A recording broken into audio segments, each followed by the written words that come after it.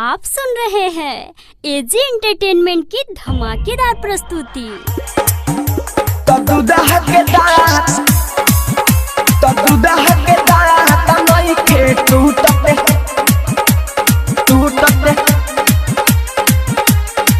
पहिले दिलवे टूटता आज कल के लइका छवारी के प्यारे में धोखा खाके मौत से जूझता।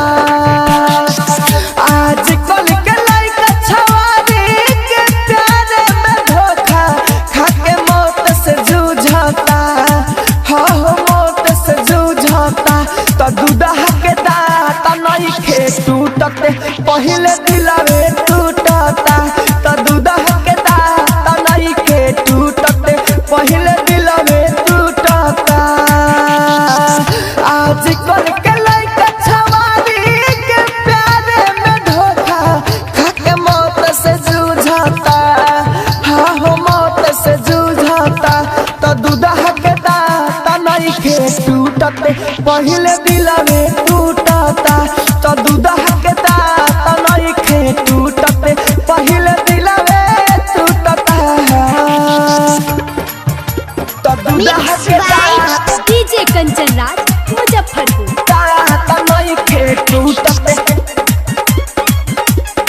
पहिले दिलवे टूटता। गिरा गीत लेखा गम में बारसन सुखते देख के हालात हमारा मन भइल दुख दुख दुख।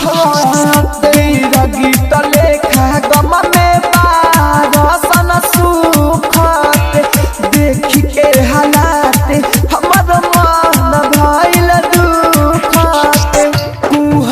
कुहकी रवसान रतिया में कही ओ न चैन से सुताता। हाँ हो चैन से सुताता तो दूल्हा के दांत नहीं खे टूटते पहिले दिलवे टूटता तो दूल्हा के दांत नहीं खे टूटते पहिले दिलवे टूटता तो दूल्हा के दांत डीजे कंचन राज मुजफ्फरपुर नहीं खे टूटते टूटते पहिले दिलवे टूटता।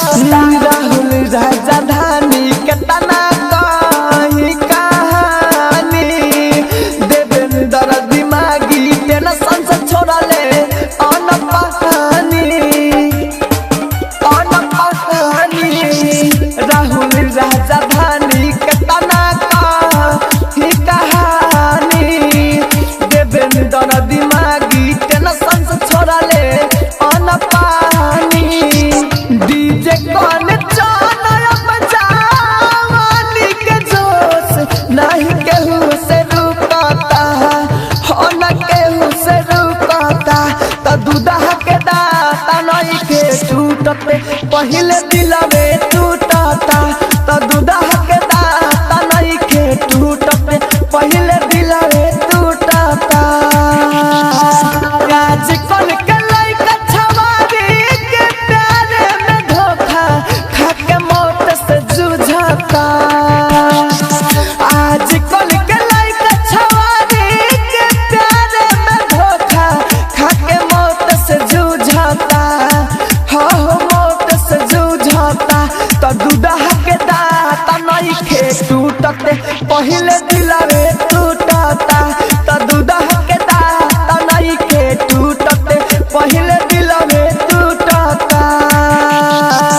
आज कल के लइका छवारी के प्यारे में धोखा खाके मौत से जूझता।